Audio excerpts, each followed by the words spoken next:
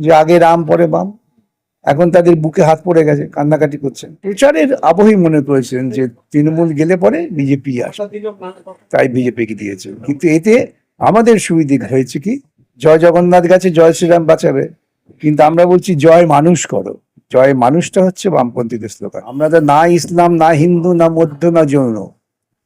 আমরা মানুষের সমতার অধিকারের দাবি নিয়ে লড়াই করি। যে এখন আবার বলি মুখোমুখি লড়াই, এখন আর বলতে হবে না যে মমতা আরএসএস এর লোক, প্রমাণ হয়ে গেছে, গোটা দলটাই এখন বিজেপি হয়ে যাবে। ফলতাই উপনির্বাচন, আর সেখানে দেখা গেল বিজেপির সঙ্গে মূল লড়াইয়ের জায়গায় চলে এসছে বামপন্থীরা। আগামী দিনে কি বাংলার রাজনীতি বিজেপি বনাম কমিউনিস্ট বা বিজেপি বনাম বামফ্রন্ট এরকম দিকে এগোচ্ছে বলে আপনার মনে হয়? আপনারা হয়তো দেখে থাকবেন, যেদিনকে তৃণমূল নির্বাচনে হেরে গেল সেদিনই আমি একটা পোস্ট করেছিলাম যে এবার লড়াইটা মুখোমুখি, মুখোশটা সরে গেছে। সাধারণ মানুষ এতদিন মুখোশের আড়ালে থাকার ফলে বুঝতে পারছিলেন না বিজেপি কি, তারা মনে করতেন তৃণমূল গেলে বিজেপি ভালো হবে। সাধারণ মানুষের এই ভ্রান্তিটা কেটে গেল, মুখোশ চলে গেছে, এখন মুখোমুখি লড়াই। দক্ষিণপন্থা আরএসএস বনাম কমিউনিস্ট পার্টির জোট, এইটাই হচ্ছে ভারতবর্ষের আগামী দিনে মুক্তির পথ। আর আপনার সেই পোস্ট নিয়েও বিতর্ক তৈরি হয়েছে যে বিকাশ রঞ্জন ভট্টাচার্যরা বা কমিউনিস্টরা খুশি হয়েছে বিজেপি জেতার জন্য, তাহলে এটা কি বলা যায়? এটা মূর্খেও যারা, যাদের মূর্খের তো অনেক পরিণতি হয়।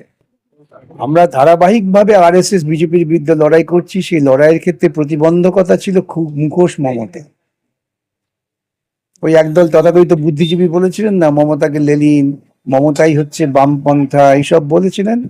এরা করে প্রকৃতপক্ষে এরা আরএসএস কে আড়াল করতে চাইছিলেন।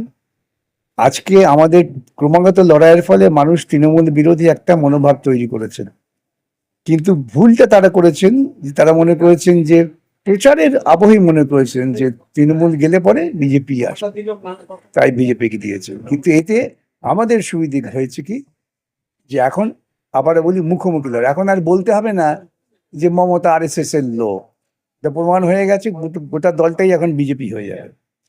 এতে যারা আতঙ্কিত তথাকথিত কিছু বুদ্ধিজীবী, তারা এই কথাটা বলবে আমার এই বক্তব্যের প্রেক্ষিতে। কিন্তু তারা তো এটাও বলছেন যে আগে রাম পরে বাম, যে তারাই তৈরি করেছেন এই গল্পটা, তারাই তৈরি করেছেন বিভিন্ন মিডিয়ায় গিয়ে। আগে রাম, অত তৃণমূলকে সরাও, রামকে নিয়ে এসো। যারা করেছেন তারা তো জানেন না যে ওরা রাম নাম মুখে আনলো, ওদের আচরণটা রাম কেন্দ্রিক নয়, ওদের আচরণটা হবে ডাকাত কেন্দ্রিক। বিজেপি তাই গোটা ভারতবর্ষের চেহারা নিয়েছে।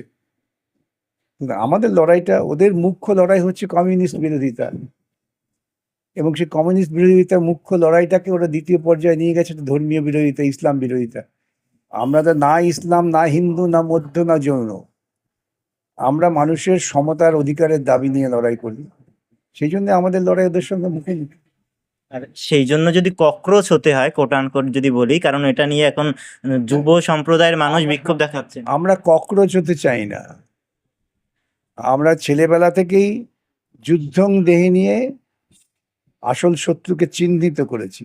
এই ককরোচ টকরোচ এরা বলে আবার আরেকটা চিফ জাস্টিস এটা মন্তব্য করেছেন, তার বিরুদ্ধে আপনারা দেখেছেন আমার পোস্ট, আমি বলছি অত্যন্ত নিন্দনীয়। এটা তার কি বলবো, দুর্ভাগ্যজনকভাবে তার অস্বচ্ছ মানসিকতা প্রকাশ পায়। কিন্তু বিজেপির বিরুদ্ধে লড়াই করতে গেলে পরে এই যারা আজকে ককরোচ হওয়াতে দুঃখ পেয়েছেন, তাদের সকলের উচিত বামপন্থীদের সঙ্গে থাকা। মানে এই যে জেনজি আন্দোলন বলছেন অনেকে, সেন্সেশন বলছেন অনেকে, এই যে মানে ককরোচ হিসেবে পরিচয় দিচ্ছেন, সেটা তাহলে বিজেপি কি সুবিধা পাইয়ে দেওয়ার জন্যই? বিজেপি সুবিধা পাবে না, কিন্তু বামপন্থী যে মূল আন্দোলন, সেই আন্দোলনটাকে খানিকটা আবার ভিন্ন দিকে নিয়ে যাওয়ার চেষ্টা হবে। কেন, একটা সাময়িক জয় হয়তো হবে, কিন্তু সেটা প্রকৃতপক্ষে আরএসএস এর যে মৌলিক মতাদর্শ, তার বিরুদ্ধে মুখোমুখি লড়াইটা হবে না। এই যে মুখোশের বিরুদ্ধে আপনারা এতদিন লড়াই করছিলেন, আপনার কথা অনুযায়ী মমতা বন্দ্যোপাধ্যায় আরএসএস এর মুখোশ, মানে মুখোশ পরেছিলেন আরএসএস এর সঙ্গে, মুখোশকে হারাতে পারেননি, সেখানে দাঁড়িয়ে সরাসরি লড়াইয়ে বিজেপিকে হারানো কতটা চ্যালেঞ্জিং বিষয়? এটা তো সুবিধে, মানুষ এখন শত্রুকে চিনে গেছে। মানুষ শত্রুকে চিনতে পারছিল না, জনগণ শত্রুকে চিনতে পারেনি, এখন শত্রুকে চিনে যাচ্ছে। মানে অনেক কষ্ট করে সেদিন আসলো। অনেক কষ্ট করে শত্রুকে চিহ্নিত করা গেল। এখন লোকে বুঝতে পারছেন হারে হারে এই সমস্ত যারা হকার উচ্ছেদ হচ্ছেন বস্তিবাসী, এরা তো সবাই ওই প্রচারে ভোট দিয়েছেন যে আগে রাম পরে বাম। এখন তাদের বুকে হাত পড়ে গেছে, কান্নাকাটি করছেন। এই গরু যারা হাটের ঘোষ, মানে যারা গরু পালক বলে পরিচিত, তাদের কান্নাকাটি শুনতে পাচ্ছেন। তারা এতদিন মনে ছিলেন যে ওদের জয় শ্রীরাম বাঁচাবে, জয় জগন্নাথ গেছে, জয় শ্রীরাম বাঁচাবে। কিন্তু আমরা বলছি জয় মানুষ করো। জয় মানুষটা হচ্ছে বামপন্থীদের স্লোগান, তারাই এগো। হ্যাঁ, আপনি যে প্রসঙ্গটা তুললেন, এই আমরা হাইকোর্ট চত্বরে আছি, এখান থেকে কাছে হাওড়া স্টেশন আর অন্য পাশটায় গেলে শিয়ালদা স্টেশন, এই সমস্ত জায়গায় যে একদম মানে সাফ করে দেওয়া হয়েছে, হকারদের উচ্ছেদ করে দেওয়া হয়েছে, এর ফলে তাদের বিকল্প ব্যবস্থাও করা হয়নি। এই নিয়ে তাহলে আপনারা আর কি কি কঠিন পদক্ষেপ নেবেন? লড়াই, সরাসরি লড়াই। দেখছেন না আমাদের পার্টির ছেলেমেয়েই তো লড়ছে, বিভিন্ন জায়গায় মিছিল করছে, মিটিং করছে, আটকে দিচ্ছে, বহু জায়গায় আটকে দিয়েছে। আমরা আদালতেও লড়াই করছি, আদালত থেকে আদেশ পাওয়া গেছে, আরো পাওয়া যাবে আশা করা যায়। এখন লড়াইটা মুখোমুখি, মুখোশের আড়ালে নয়, মুখোমুখি লড়াই। বামপন্থা বনাম আরএসএস নেতৃত্বে দক্ষিণপন্থা।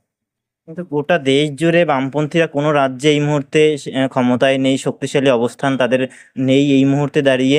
সেখানে দাঁড়িয়ে গোটা দেশে কি করে আপনারা বিজেপির এই অশ্বমেধের ঘোড়াকে আটকাবেন? এইটাই হচ্ছে আপনাদের প্রচার মাধ্যমের ভুল বিশ্লেষণ। অ্যাসেম্বলিতে ভোটে জিতলেন কি পার্লামেন্টে ভোটে জিতলেন তা দিয়ে মানুষের জীবন যুদ্ধের লড়াইটাকে বিচার করা যায় না। দেখেছেন নয়ডায় কিছুদিন আগে কি হয়ে গেল? কারা লড়লো? ওই শ্রমিক শ্রেণী লড়াই করেছেন, তার পেছনে বামপন্থীরাই আছে। শুধু যেখানে মানুষের জীবন জীবিকার প্রশ্ন সেখানে বামপন্থীরা আছে, দেশব্যাপী আছে। তো একটা এমএলএ সিট পেলো কি পেলো না এটা দিয়ে যদি বামপন্থীদের বিচার করা হয়, তা সেই বিচারটা হবে আংশিক বিচার। তাকিয়ে দেখবেন পথে ঘাটে যেখানেই মানুষ অসুবিধে আছেন, কষ্টে আছেন, ক্ষুদ্র শক্তি নিয়ে লড়াই করছে বামপন্থীরা।